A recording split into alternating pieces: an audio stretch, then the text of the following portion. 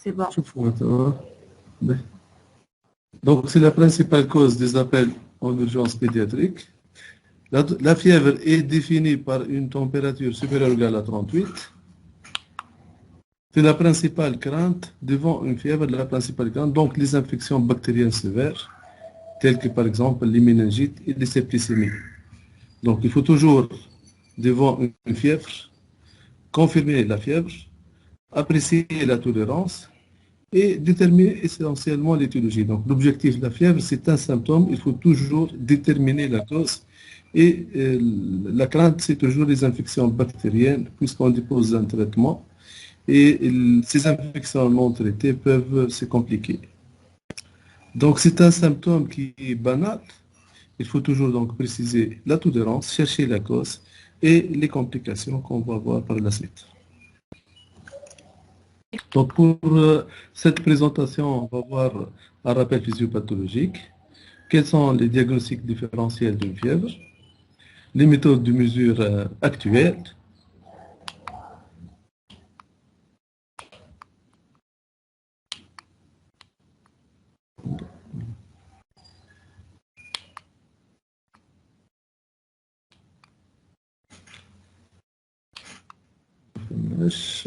بالنسبة للديبو مش قاعد يقدم.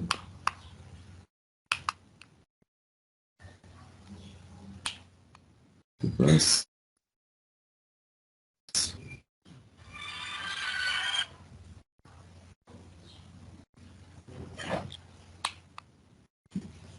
تسمعوا فيها؟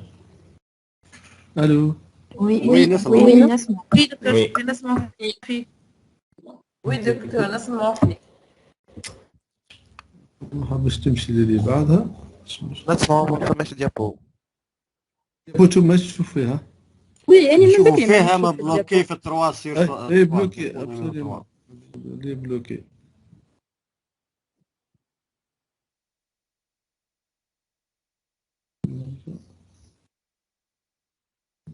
تقدم سي بون قدمت. شوف داكور قدم شويه بشويه. باهي نمشيو سو البلان فيزيوباثولوجيك. ممكن الكونيكسيون انترنت ضعيفه، هذاك مالوريزمون معناها الحاجات امبريفيزيبل دي ديستانسيال.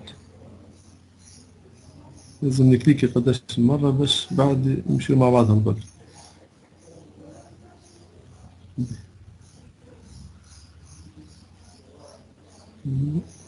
Voilà. En cas d'infection microbienne, essentiellement bactérienne, il y a libération des médiateurs de l'inflammation. Et ces médiateurs vont donc stimuler les monocytes et les macrophages et les cellules endothéliales, engendrant une sécrétion des substances des cytokines telles que l'interleukine 1, l'interleukine 6. Et ces interleukines vont engendrer une stimulation du système donc, hypothalamique et endothélial, engendrant une sécrétion de prostaglandine avec activation de l'AMP cyclique, ce qui va engendrer une élévation de la thermorégulation. Donc, au niveau de l'hypothalamus, il y a un thermostat qui est responsable de maintenir la température à 37 degrés. En cas d'infection, donc il y a libération de ces interleukines qui vont modifier le degré de ce thermostat avec élévation de la température. Et pour élever la température et engendrer une fièvre, il va y avoir une production de la fièvre, par exemple par le frisson, et une diminution de la thermolyse, donc de la perte de la température, et ça, donc, et avec par conséquent une augmentation de la température.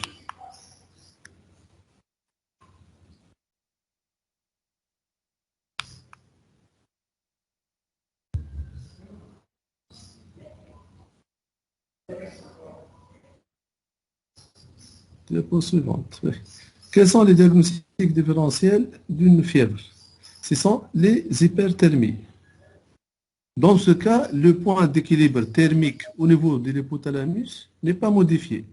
il est maintenu à 37 degrés et il y a une augmentation de la température par augmentation de la thermogenèse et donc de la production de chaleur. Quand est-ce qu'on peut voir donc une hyperthermie? En cas d'activité physique intense, lorsqu'il y a une augmentation de la température donc extérieure, c'est essentiellement en été. Et troisième mécanisme, et qui se voit essentiellement chez les sujets âgés, c'est l'hypohydratation et donc la diminution des apports hydriques chez les sujets âgés, essentiellement également en été.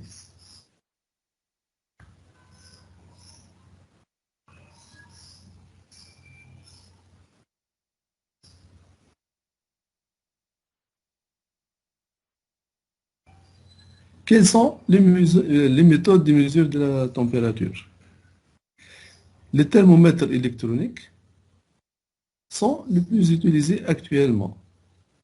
Ils sont fiables, on peut les utiliser par voie rectale, mais beaucoup plus fréquemment par voie sous-axillaire. Et dans ce cas, vous le savez bien, il faut augmenter donc la température de 0,5 degrés par rapport à la prise rectale. Et il faut savoir que la température varie. Le matin, elle est moins 0,5 degrés par rapport à la température du soir. Le thermomètre à mercure est actuellement abandonné, donc il n'est pas autorisé parce qu'il y a risque de cassure et donc risque d'intoxication par les plomb, par le mercure, pardon.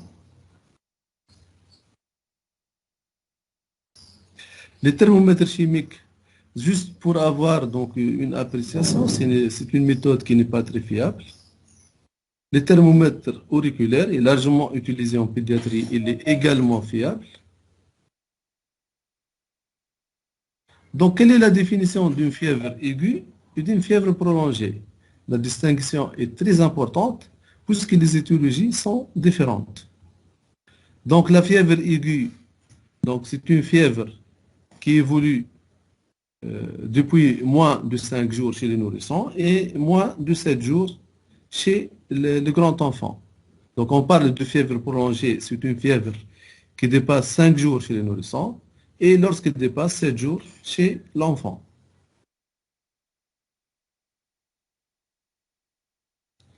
Est-ce que la fièvre est bénéfique ou maléfique? Donc est-ce qu'il y a des bénéfices lorsqu'on a une fièvre? Et quelles sont les conséquences néfastes de la fièvre? Est-ce que vous savez quelques bénéfices de la fièvre?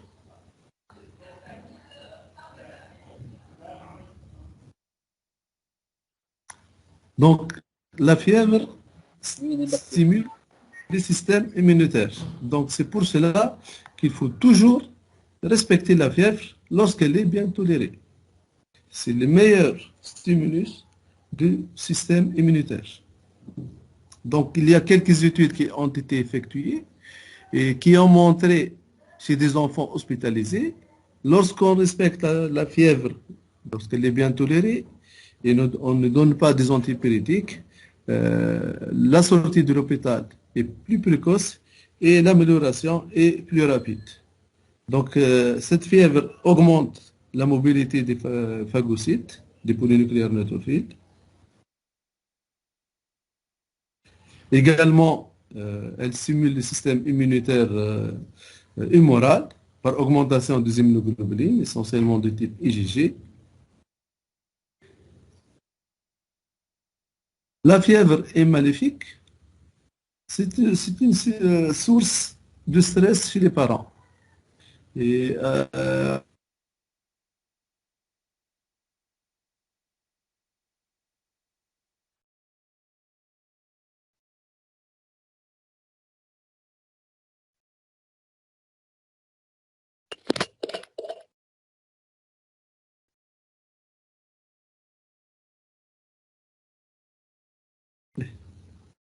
donc la fièvre est une source de stress pour les parents. J'ai donné l'exemple des enfants hospitalisés pour fièvre isolée et les explorations donc ont fait confirmer le diagnostic d'une infection virale. Et nous avons vu des parents qui sont très inquiets à cause donc, de cette fièvre. Donc cette fièvre est également source d'inconfort pour le patient. Et également, il y a la hantise des crises fébriles ou de convulsions fébriles qui touchent 2 à 5% donc, de la population. Et c'est pour cela donc c'est lié à ce risque qui est un peu stressant pour les parents. Donc, quels sont les signes de gravité d'une fièvre? Donc, on va avoir un tableau. La fièvre est bien tolérée lorsque le faciès est bulbeux, donc rose, lorsque la conscience de l'enfant est normale, lorsqu'il a un cri qui est vigoureux, lorsque les teguments sont érythrosiques, donc il n'y a pas de marbrure, pas de froideur des extrémités, et lorsque l'état hémodynamique est conservé, c'est-à-dire lorsque le TRC est inférieur à 3 secondes. Donc il y a des scores de gravité clinique de la fièvre, utilisés donc pour apprécier la tolérance de la fièvre. Quelles sont les complications possiblement rattachées à la fièvre? Donc, il y a quelques complications. Certaines complications sont bénignes, d'autres sont graves. Donc, les crises fébriles. Ce sont des convulsions associées à la fièvre en dehors de toute infection du système nerveux central. Donc, c'est un diagnostic d'élimination. On ne peut pas parler de crise fébrile sans éliminer cliniquement ou biologiquement le diagnostic d'une méningite ou d'une méningoencéphalite, donc une infection du système nerveux central. On parle de crise fébrile ou de convulsion fébrile, mais la pathogénie c'est multifactorielle. Donc il y a une prédisposition génétique. Souvent on trouve donc des antécédents dans la fratrie de crise fébrile. Et il y a d'autres facteurs qui sont impliqués en association avec la fièvre. La fréquence c'est 3 à 4% de la population.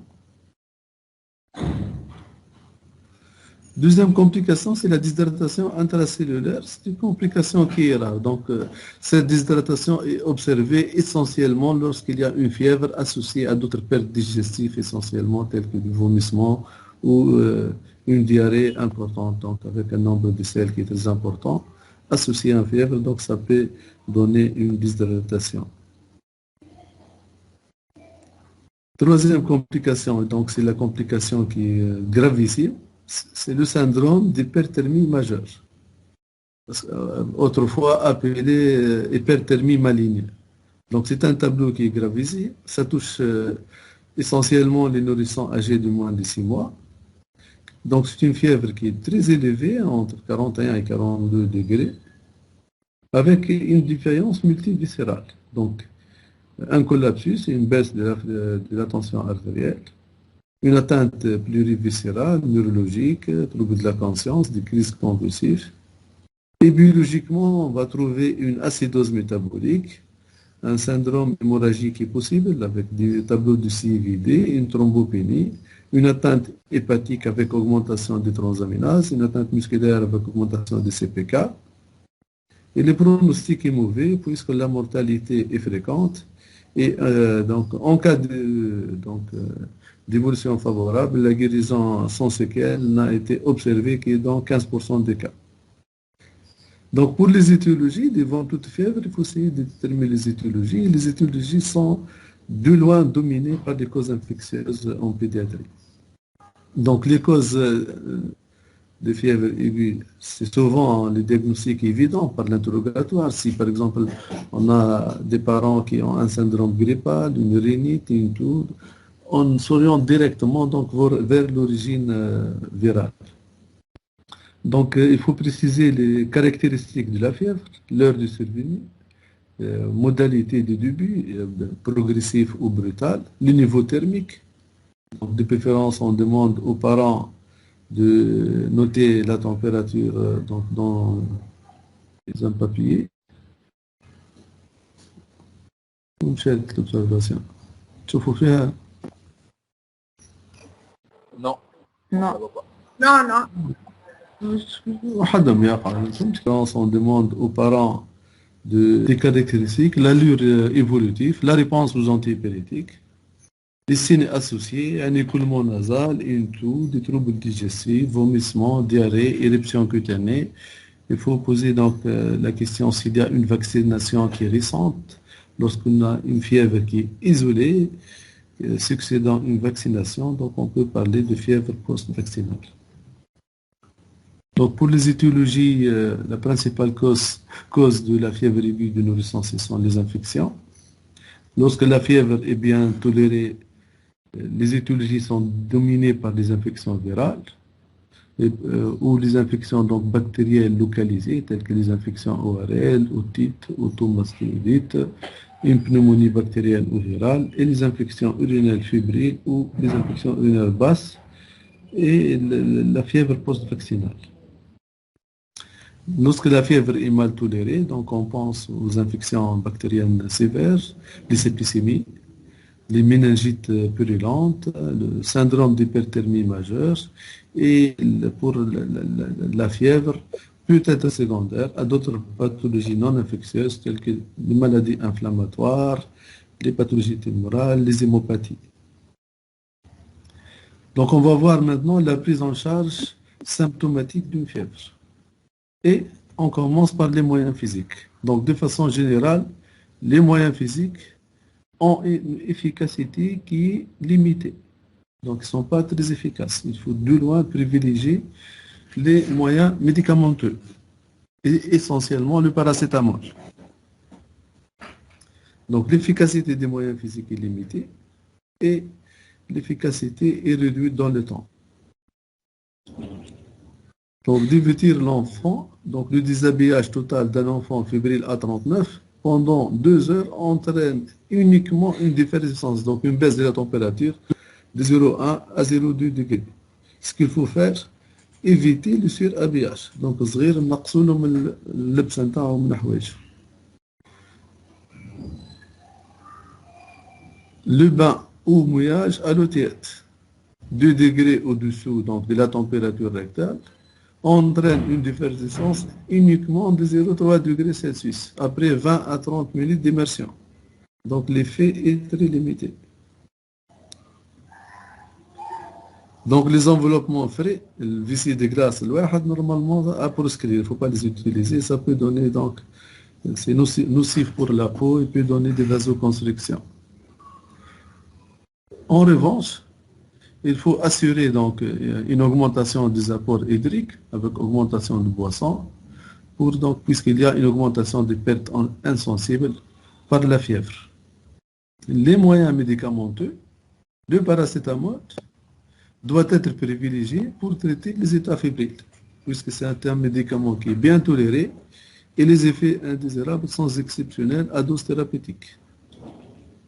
Donc la voie orale est à privilégier, un paracétamol sous forme suppositoire, il faut les garder uniquement en cas de troubles digestifs, vomissements ou diarrhée.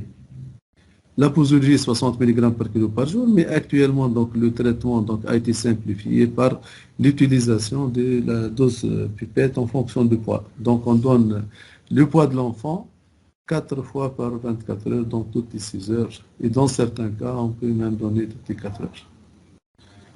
L'administration donc, a été facilitée par les pipettes doseuses.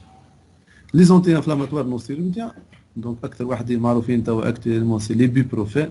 وقبل كان l'acide acétylsalicylique, l'aspégique. Donc pour l'ibuprofène, la posologie نفس الشيء, le poids de l'enfant en 4 prises.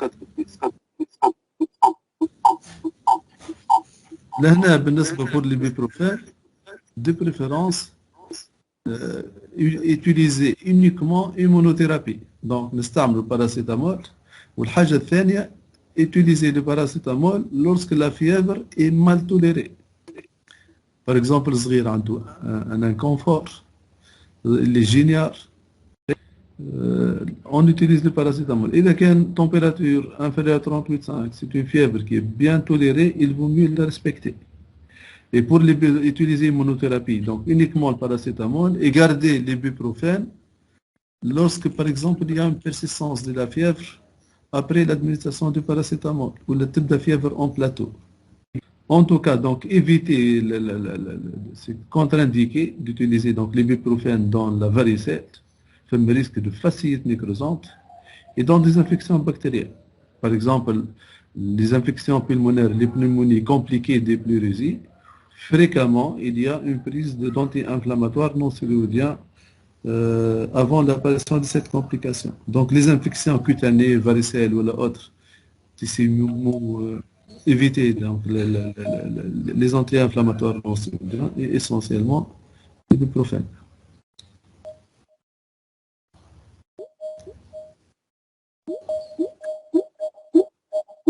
L'acide acétylsalicylique, l'aspirine, actuellement moins utilisé à visée antipyrétique. نستعملوه أكثر à visée anti-inflammatoire et surtout à visée anti-agrégant plaquettaire. Donc partage les mêmes indications, les mêmes effets indésirables que l'ibuprofène. La posologie c'est 50 mg par kilo par jour. وما عادش نلقاوه برشا في الفارماسي. باغ اكزومبل عندنا مرضى اوسبيتاليزي بور روماتيزم ارتيكولير ايغو نكتبوا لهم اس بي جي كيمشيو لي فارماسي دونك ne trouve pas خاطر il est rarement utilisé prescrit actuellement. Les indications. Donc chez les nourrissons, on utilise les antipyrétiques en cas de fièvre mal tolérée, quel que soit son degré, ou de façon systématique lorsque la température est supérieure ou égale à 38,5. Un nourrisson, on lui administre un traitement antipyrétique paracétamol. Si on a une fièvre qui est inférieure à 38,5 et mal tolérée chez le nourrisson, j'insiste bien chez le nourrisson, on administre un antipyrétique. Chez l'enfant, c'est différent. Chez le grand enfant, toute fièvre mal supportée, quel que soit le degré de la température, on n'administre pas l'antipyrétique, sauf si elle est mal tolérée. Les modalités, initialement, donc, utiliser la monothérapie, utiliser la voie orale, on a la voie rectale pour en cas de vomissement, diarrhée ou refus donc, de l'antipyrétique par les nourrissons. Et en cas d'inefficacité, on peut ajouter l'ibuprofène. Et dès que c'est suffisant, monothérapie, pas de paracétamol, on poursuit le même médicament et on n'utilise pas les anti-inflammatoires non stéroïdiens. Il faut toujours, bien sûr, donc la fièvre c'est un symptôme, il faut faire un interrogatoire précis, un examen physique, dans certains cas des examens complémentaires pour confirmer l'infection, et lorsqu'il s'agit d'une infection bactérienne, il faut traiter cette infection. Donc en cas d'otite, je n'ai fréquemment donc l'association amoxicilline acide clavulanique. Et de quelle infection urinaire en fonction de l'âge et en fonction donc, de la tolérance, soit admission avec utilisation d'une céphalosporine de troisième génération. Et en cas d'infection urinaire sans signe de gravité, on peut se permettre d'utiliser cefixime par voie orale. Il faut toujours obtenir une confirmation bactériologique par un examen cytobactériologique des urines. Donc pour les infections virales, on peut utiliser les antiviraux qui sont rares, tels que la cyclovir, Zobirax pour les infections herpétiques. Les antiparasitaires, donc pour les infections parasitaires, par exemple pour la giardiase intestinale ou l'amébase intestinale, on peut utiliser le flagelle, métronidazole. Le traitement spécifique pour les fièvres d'origine non infectieuse, tumorale, cause hématologique, on peut utiliser donc la chimiothérapie, d'autres médicaments. Donc on va voir maintenant quelques cas cliniques et donc cette session doit être interactive. Donc premier cas clinique, un patient âgé de 1 an 10 mois adressé au service de chirurgie pédiatrique pour douleur abdominale évoluant depuis 2 jours et suspicion d'invagination intestinale aiguë. Donc, l'âge 1 an 10 mois, douleur abdominale, évoluant depuis 2 jours. Il était apéritique lorsqu'il a été adressé, cet enfant, et il a reçu un traitement par un antispasmodique, paracétamol, cefixime et l'amnioside. Pas d'amélioration. Lorsqu'il a été hospitalisé au service de chirurgie pédiatrique, il était fébrile à 38,2 Il avait une sensibilité périombilicale. L'examen neurologique était normal. Une fréquence respiratoire à 43, donc un peu polypnique. Une saturation qui est correcte à l'air ambiant. Et le bilan biologique a montré une hyperleucocytose à polynucléose avec un syndrome inflammatoire biologique, une CRP A232. Donc, puisque il y avait une suspicion d'invagination intestinale aiguë, ils l'ont complété par un abdomen sans préparation. Donc, quelles sont les hypothèses diagnostiques à cette étape?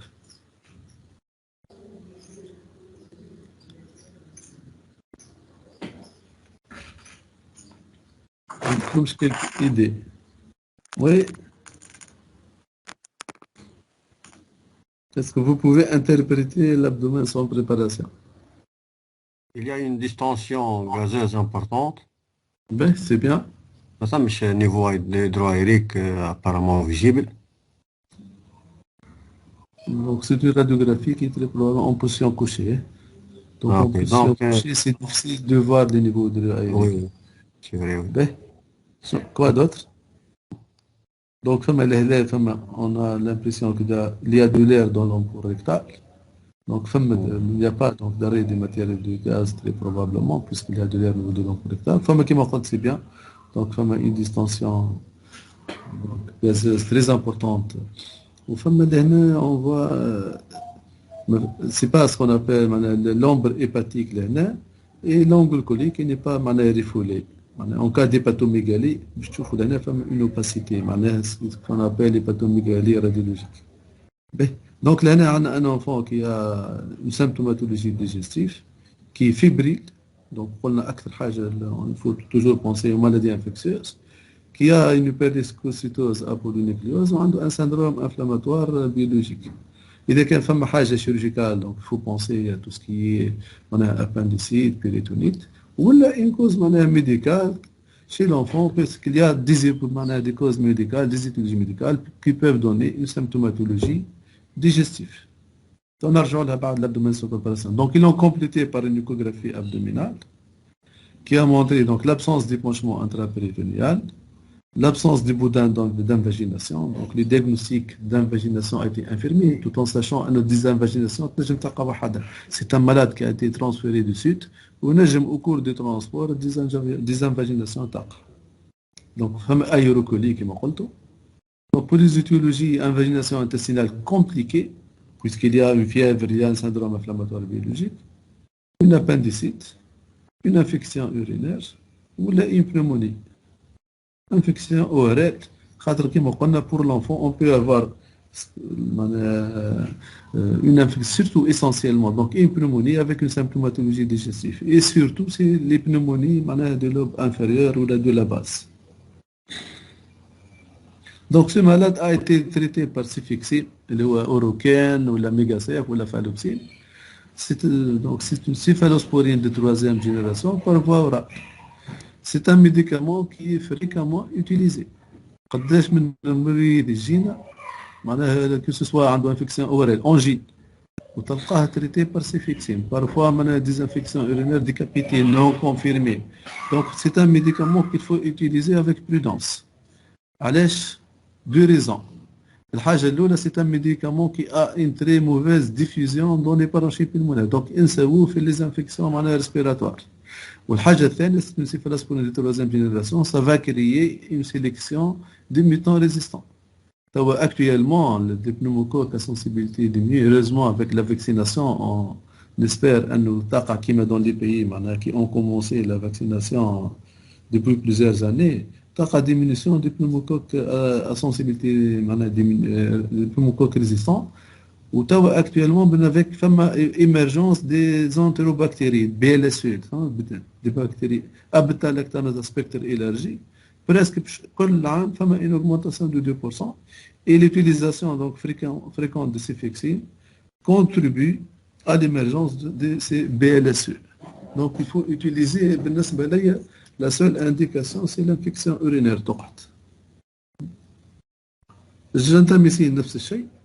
معناها بالنسبة للجنتاميسين On l'utilise en bithérapie dans certaines infections ou lorsqu'on suspecte une septicémie. Dans certaines infections, mais de façon systématique pour des infections orales ou la pulmonaire.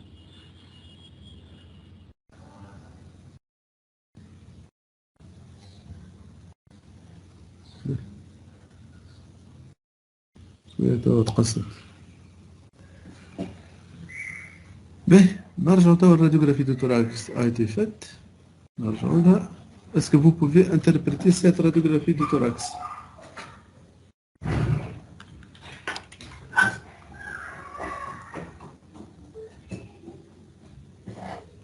تسمعوا فيها؟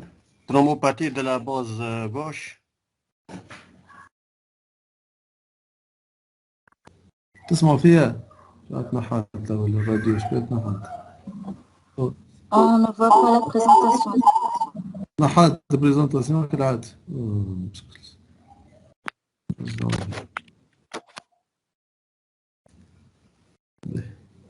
مرة الراديوغرافي دو thorax. oui. به كمل الانتربريتاسيون تاعك. On voit maintenant trombopathie de la base gauche, base pulmonaire gauche. شكون عنده آخر كومنتير آخر؟ عشان شكون عنده يضيف. كمل الانتربريتاسيون تاعك. On voit maintenant trombopathie de la base gauche, base pulmonaire gauche. شكون عنده آخر كومنتير آخر؟ عشان شكون عنده يضيف.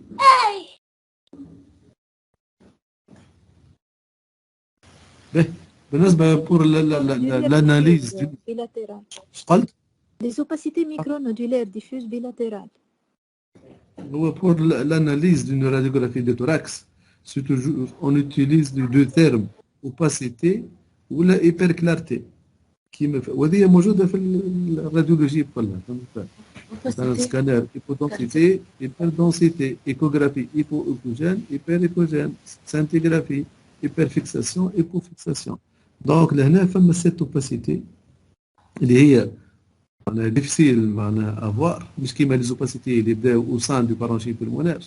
Donc une opacité au sein d'une clarté باش تكون très facile à voir.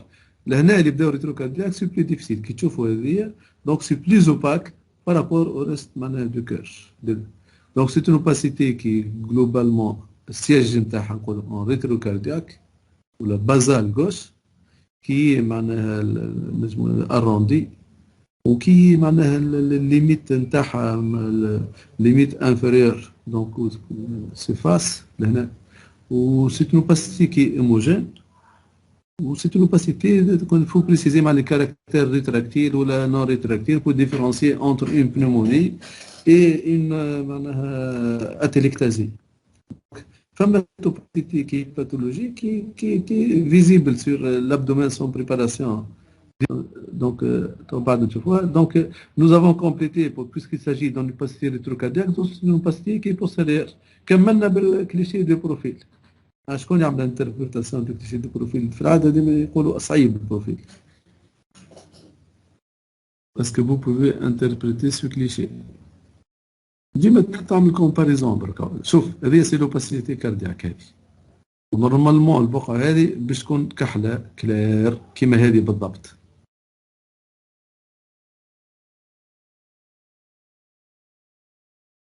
مانيش نسمع. عشان الميكرو يتسكر وحده وكل شيء قاعد يقع وحده برك. بيزار حق فهمت كيفاش كيسكو سي باس. دونك بالنسبه لوباسيتي اللي شفناها سي لو كليشي دو فاس وقلنا اون ريتروكاردياك. بالنسبه للاناليز كيما قلت لكم دو كليشي دو بروفيل ما عرفتش سمعتوها ولا لا ديما يقولوا سي ديفيسيل مي سي با اوسي معناها ديفيسيل لان عندنا هذه لوباسيتي كاردياك هذا الاسباس كلير ريتروسيرنال هذه لا تراشي اي نورمالمون سيت بارتي تكون عندها نفس التوناليتي كيما البارونشين بيلمونير اللي هو لهنا دونك سي اون اوباسيتي كي توش لي لوب انفيريور غوش هذه هي سي لا بنيموني. راك شفتوا معناها بياج دياغنوستيك سي ان مالاد كي ا اون سيمبتوماتولوجي ديجيستيف qui a été adressé en chirurgie pédiatrique pour suspicion d'invagination intestinale aiguë.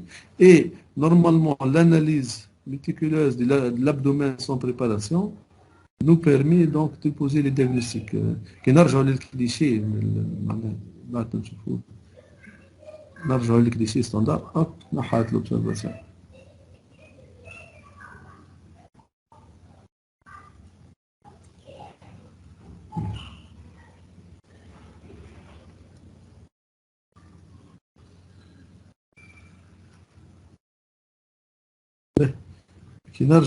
C'est le cliché d'abdomen sans préparation. On peut deviner qu'il y avait donc cette anomalie. Normalement, une analyse qui m'a minutieuse de l'abdomen sans préparation. Normalement, deviner qu'il y avait donc cette anomalie. Normalement, une analyse qui m'a minutieuse de l'abdomen sans préparation. Normalement, nous incite à demander une radiographie de thorax. علاش l'analyse لازم تكون globale ما تكونش فوكاليزي كان على التيب ديجستيف.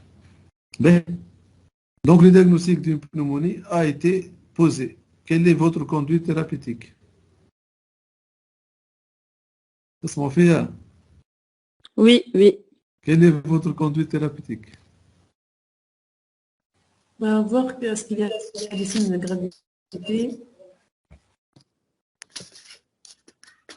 C'est un malade qui est hospitalisé, c'est un cas qui est réel. Hospitalisé, donc c'est une indication à l'antibiothérapie. Quel est votre choix? Amoxicilline, acide clavulanique. Amoxicilline. فما شكون قال اموكسيسيلين، فما شكون قال اموكسيسيلين اسيد كلافينيك، فما شكون اخرين عندهم Amoxicilline. Pénicilline. بنسيلين. فما شكون عندهم توتابين. باهي دونك بالنسبه لهنا نبداو من الاول الشوا. فما دو جروب دي ميديكامون، فما التوتابين ولا موكسيسيلين ولا لومبيسيلين كلهم معناها نفس الموليكول، والبنسلين جي يقرب لهم سبيكتر اقل بلوز 3. وفما من الكوتي الاخرى فما لاموكسيسيلين اسيد كلافيانيك. اول حاجه كاين لي لا بكتيري responsable de cette pneumonie la plus probable. Qu'est-ce que vous suspectez? Quelle bactérie responsable de cette pneumonie? Pneumocoque. علاش قلت pneumocoque؟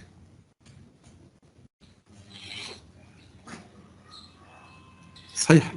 C'est bien le plus fréquent في الترونش داج. باهي هذه حاجة هامة. بعد جيرم بروموباتي كومينوتير مش هوسبيتاليير.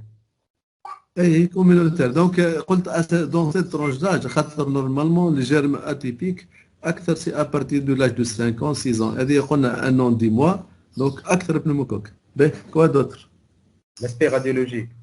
يعطيك الصحة. دونك لاسبي راديولوجيك خاطر تو بالنسبة بنومباتي فيرال مش مشكل، بالنسبة بنومباتي جيرماتيبيك اون جينيرال باش تلقى لاتان بيلاتيرال ما تكونش فوكاليزي هكاك او نيفو دي لوب انفيريور. باهي شنو اخر؟ دوتر ارغيومون نجمو تستعملوا الكل كلينيك بيولوجيك.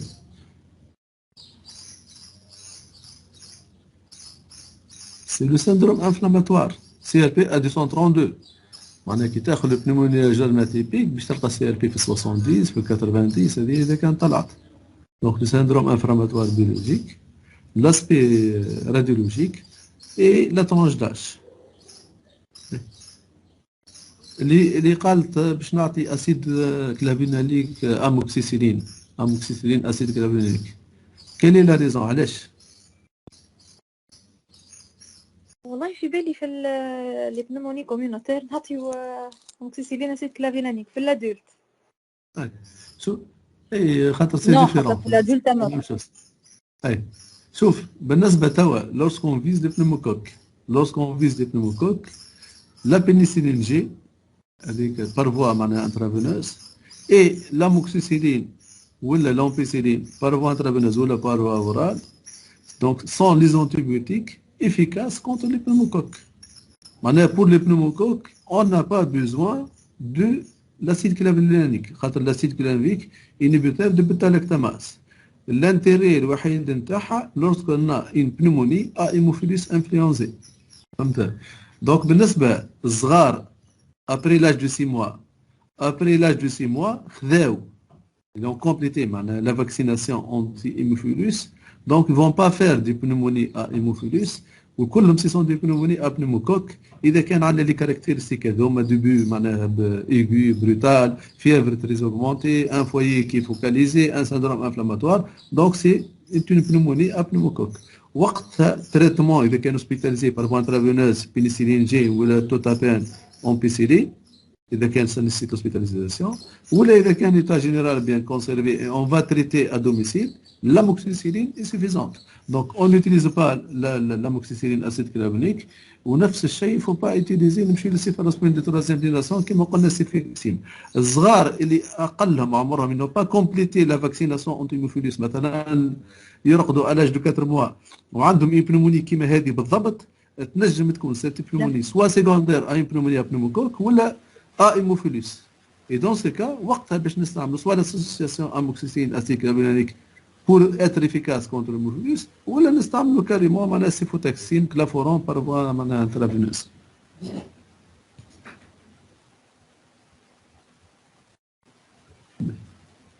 Donc, traitement, c'est tout à fait 200 mg par kilo par jour par voie intraveineuse et l'évolution, obtention de la pyrexie H36, disparition donc des douleurs abdominales. Ou les caractéristiques comme chez l'enfant, surtout les pneumonies de la base, peuvent donner une symptomatologie.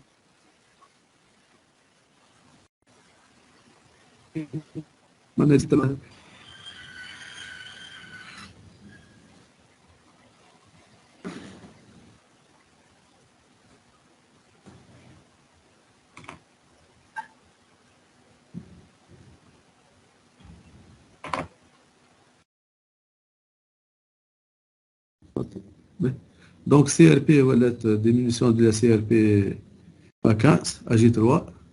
Le cas numéro 2. Comme question. Est-ce que vous avez des questions? Deuxième cas. Enfant âgé de 9 ans, fièvre évoluant depuis 8 jours, avec douleur abdominale diffuse. Température à 39,5, adénopathie cervicale bilatérale, conjonctivite bilatérale, examen neurologique normal, examen cardiovasculaire ou pulmonaire normal, donc il n'y a pas de crépitant, abdomen souple dépressible, sensible au niveau de la région ombilicale, périombilicale. Donc fièvre prolongée, douleur abdominale, une conjonctivite bilatérale, adénopathie, ou il y a une éruption cutanée.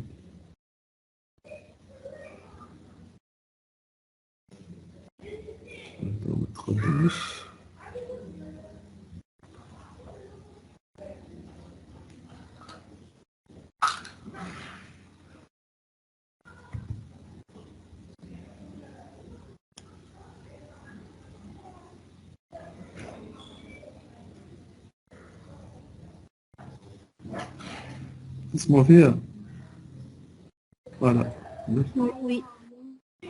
Vous voyez donc cette atteinte cutanée, ce sont des lésions érythémateuses touchant donc les paumes de main et du poignet, donc la face antérieure du poignet gauche. Lésions. Donc on a des lésions érythémateuses au niveau du genou.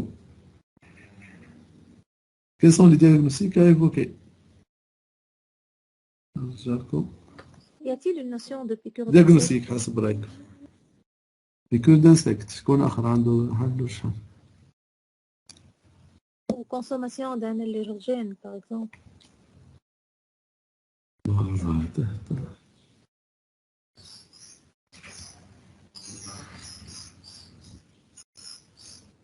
Maladie de Kawasaki. كالعادة.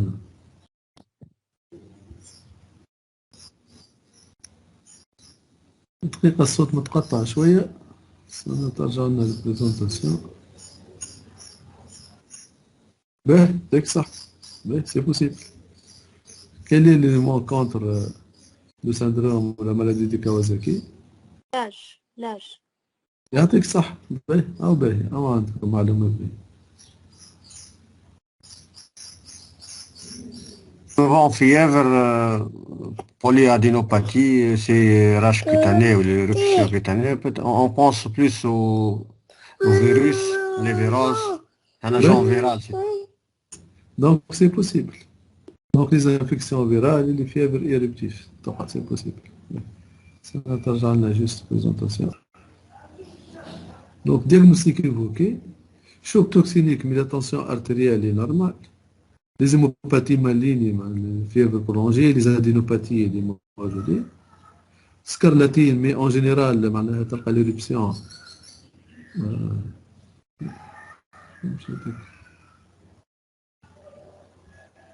مش كاش قاعد يقع بالضبط. لو ترجع للديابول الأولى هاو تسكر الميكرو مرة حاجة برا. باهي. La maladie de Kawasaki, qui m'a mais l'âge il est contre. En général, c'est les nourrissons qui sont atteints. Et le syndrome inflammatoire multisystémique. Oui, post-Covid. Voilà, donc le MISC, le syndrome post-Covid. Donc on a vu plusieurs cas, au cours surtout l'épidémie ancienne. Inch'Allah, la période on ne verra pas des cas qui manifestent le même nombre. Espérons qu'avec l'Omicron, les nombres seront très réduits.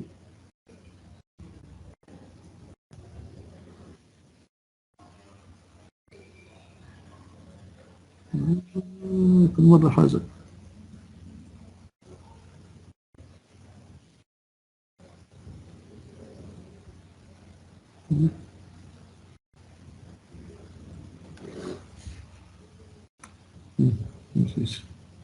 Mais les examens complémentaires qui ont été demandés ont montré un syndrome donc inflammatoire biologique, une hyperleucocytose apolynucléaire et une lymphopénie avec une thrombopénie. Donc la lymphopénie est très caractéristique du MISC, de l'infection à SARS-CoV-2. Cette lymphopénie, en général, on ne trouve pas cette lymphopénie dans le syndrome de Kawasaki. نفس الشيء pour la thrombopénie. Pour le syndrome de Kawasaki, on a une thrombocytose. مش قلقة هذه. مشكلة في الميكروسوفت.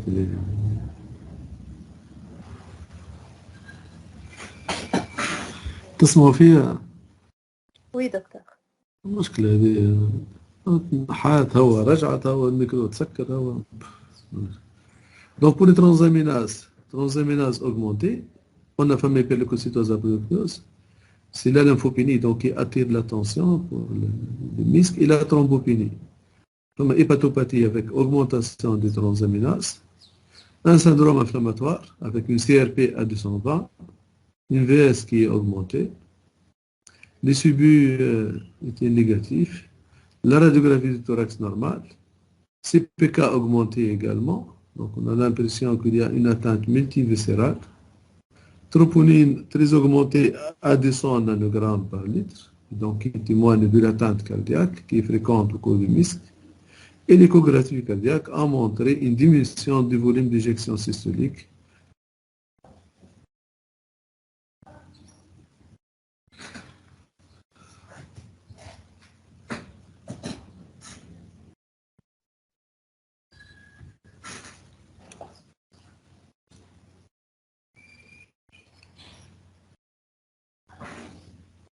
ما عرفتش تحب تقدم الديابو اللي بعدها ما نعرفش كيس باس. Donc le diagnostic qui a été retenu sur le syndrome inflammatoire multisystémique, MISC, et le traitement, donc pour le MISC, on a une particularité par rapport donc, au syndrome de Kawasaki. L'âge est différent. Pour le syndrome de Kawasaki, c'est entre 2-3 ans. Et pour le MISC, l'âge moyen, c'est 8 ans. L'atteinte digestive, elle est fréquente dans le MISC. Elle est abondante dans le syndrome de Kawasaki. Et pour l'atteinte cardiaque, la différence entre les deux, pour le syndrome qui c'est essentiellement l'atteinte des artères coronaires et pour les MISC, c'est l'atteinte myocardique. Il y a un tableau donc distinctif entre le Kawasaki et le MISC. Le traitement a consisté donc à l'administration des immunoglobulines par voie intraveineuse, 1 à 2 grammes par kilo par jour. L'administration du corticoïde sous forme de méthylprednisolone à la dose donc, de 30 mg par kilo par jour pour des formes sévères et de 2 mg par kilo par jour pour des formes modérées. L'aspirine a été administrée à visée anti-agrégant plaquettaire puisqu'il y a un risque de thrombose, donc à la dose de 3 à 5 mg par kilo par jour. Donc on passe au troisième cas clinique. Ça va, est-ce que vous avez des questions? C'est clair, c'est bon. Ben, troisième cas clinique. Patient âgé de 10 mois, amené aux urgences pour fièvre et rhinite, évoluant depuis 2 jours. Donc fièvre, rhinite, très probablement c'est une infection virale. La fièvre est modérée, à 38,3. À l'examen physique, il avait une pharyngite, examen pulmonaire normal, examen neurologique normal, l'examen abdominal normal, et l'examen cutanéo muqueux a montré cette éruption cutanée. Donc fièvre, rhinite, plus pharyngite avec éruption cutanée. Est-ce que vous pouvez décrire cette atteinte cutanée? Lésion érythémateuse maculeuse diffuse. Diffuse, diffuse Diffuse au niveau. Elle n'est pas localisée à la limite claire. C'est pas en plaque, je veux dire. Oui. Donc, il faut préciser par l'interrogatoire le caractère périurgineux ou la B. Qu'est-ce que vous voyez sur cette? Des vésicules. يعطيك الصحة ما برشا الكلمة. Donc des lésions vésiculaires, فما quelques lésions vésiculaires, ou فما les lésions érythémateuses. Donc quel est votre diagnostic? Varicelle, on dit. Varicelle. Ben, c'était parmi les diagnostics à évoquer. كي نوريكم التصويرة الثالثة تعرفوا الديagnostic. Syndrome main-pied-bouche. Voilà, donc تشوفوا التصويرة الثالثة فما atteinte donc des mains, des pieds, de la bouche, شوفوا فما des lésions vésiculaires كما قلت au niveau de la face. Et donc c'est le syndrome pied-main-bouche qui est une infection virale qui est généralement bénigne et qui donc évolue favorablement dans quelques jours sous traitement symptomatique. Donc c'est le syndrome pied-main-bouche. La clinique numéro 4. Patient âgé de 20 mois, amené aux urgences pour fièvre et éruption cutanée évoluant depuis 2 jours. Fièvre à 38,3, une pharyngite, rhinite, examen pulmonaire normal, examen neurologique normal, examen abdominal normal et éruption cutanée.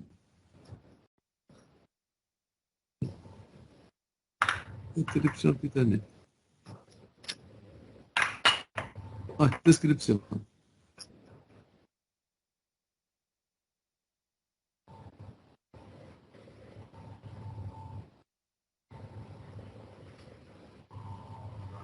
C'est une éruption en fait des lésions vésiculeuses. Depuis au niveau du dos. Oui, Préciser le caractère périurgineux ou non. oui, Donc on dirait varicelle.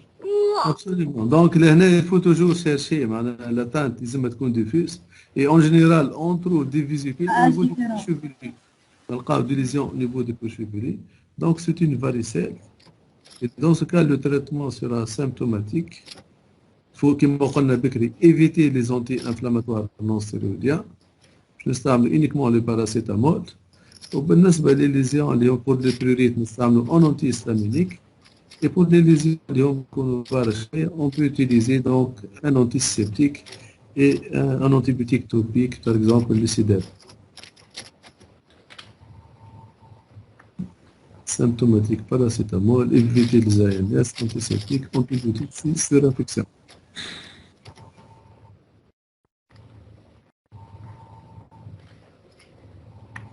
Au cas clinique numéro 5. Patient âgé de 20 mois, amené aux urgences pour fièvre isolée évoluant depuis 4 jours. ريت كلمة إيزولي هامة برشا.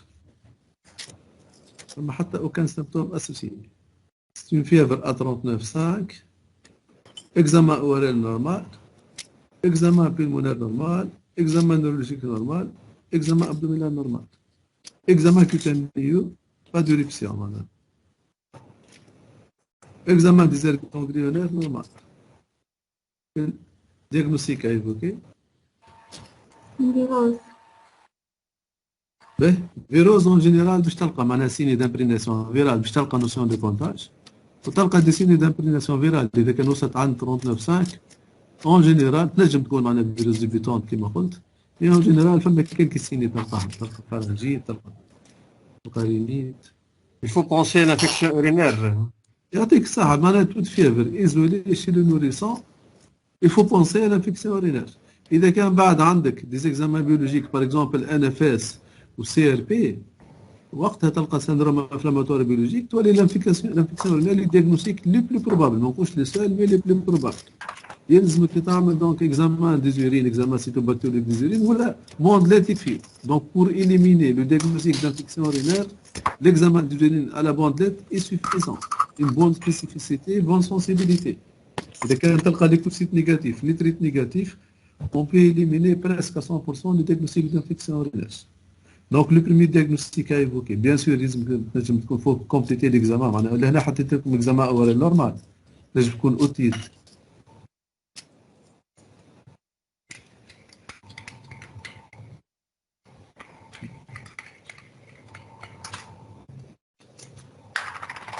Donc le diagnostic d'infection doit être évoqué. Virose qui m'a dit, l'examen des urines à la bandelette a montré des leucocytes et des nitrites positifs.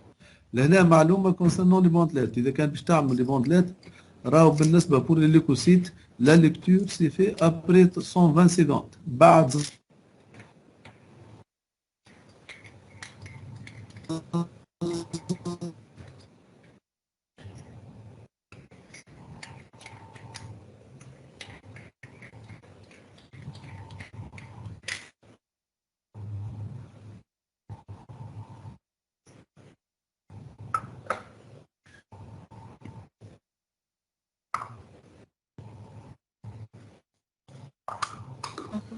C'est un examen qui est fiable pour éliminer le diagnostic d'infection urinaire. Un examen qui est pathologique, présence de leucocytes positifs, il faut toujours compléter par un examen cytobactériologique des urines pour confirmer le diagnostic d'infection urinaire. Donc, le suivi pour notre patient a montré des leucocytes à 1300 et la culture a isolé un Escherichia coli sensible au claforant.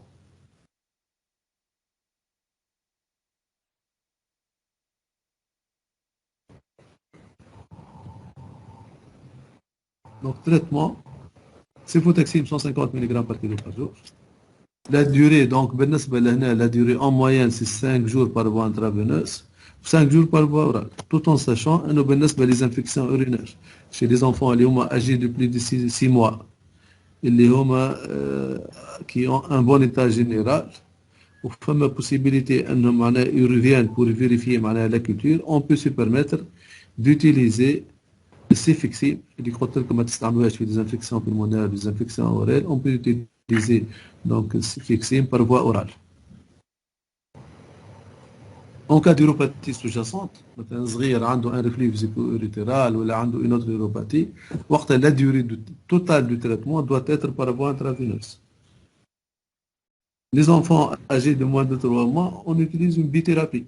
On a cefotaxime plus un aminoside et fréquemment la mécacine. Avant l'âge de 3 mois, les infections bactériennes y خوفوا facilement يعملوا des bactériémies, des septicémies, d'autres localisations. Donc pour le traitement par voie orale, comme je l'ai dit, les enfants qui sont âgés, qui ont un bon état général, ou des hommes qui sont accessibles aux soins, ou يرجعوا pour vérifier la sensibilité في l'antibiogramme après 48 heures, on peut se permettre de les traiter par voie orale.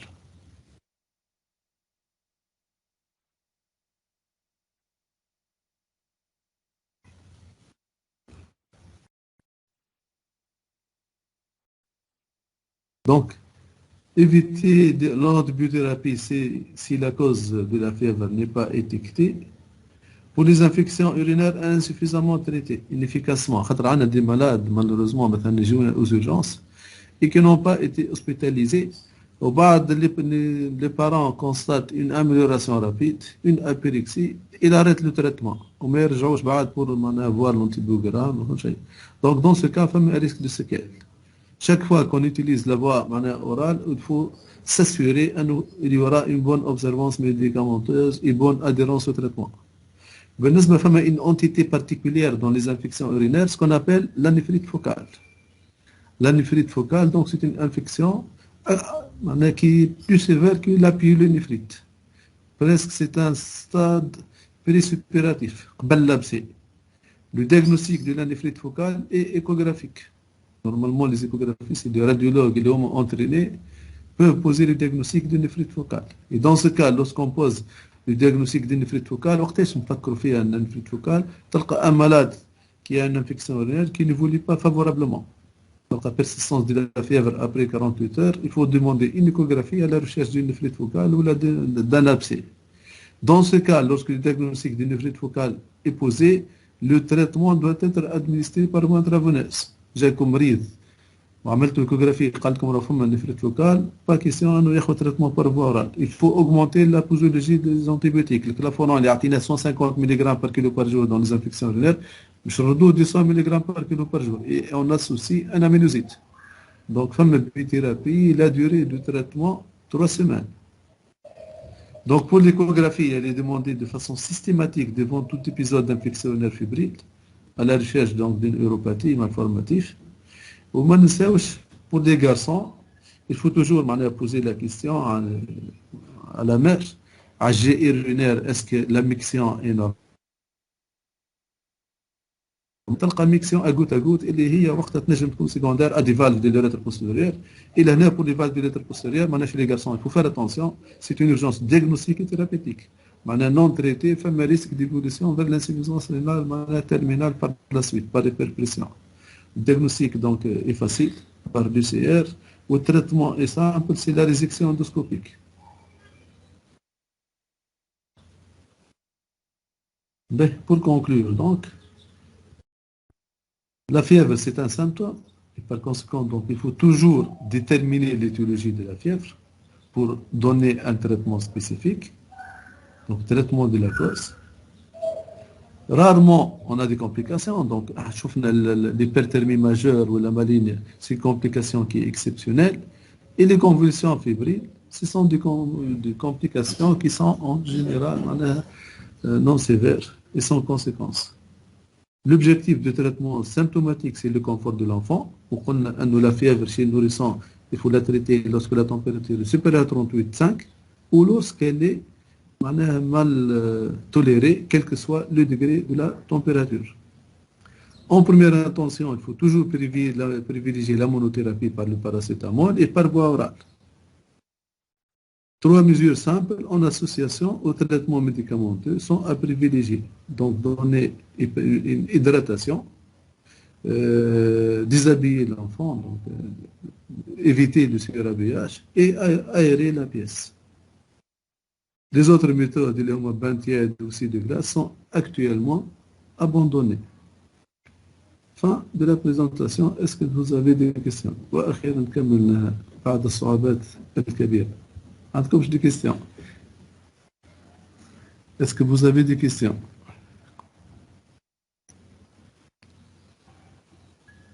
Monsieur, pour faire le diagnostic positif de syndrome d'activation macrophagique, comment peut-on faire?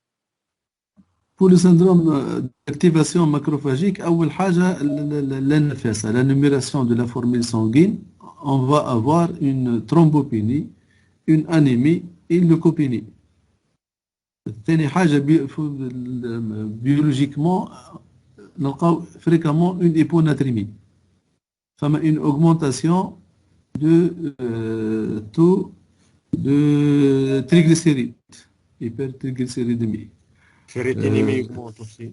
يعطيك الصحة. C'est pas le paramètre le plus important. Une ferritinémie qui est augmentée et la confirmation c'est par le myelogramme. ميلوغرام باش تلقى فاغوسيت مفاغوسيت موجودين في الميلوغرام. باهي إذا كان كملنا دونك نعملوا ربع ساعة راحة وبعد نرجعوا نكملوا لاليتمون ماترنال. سي بون؟ ميرسي بوكو دكتور. باهي داكور نرجعوا مالا بعد 15 مينوت.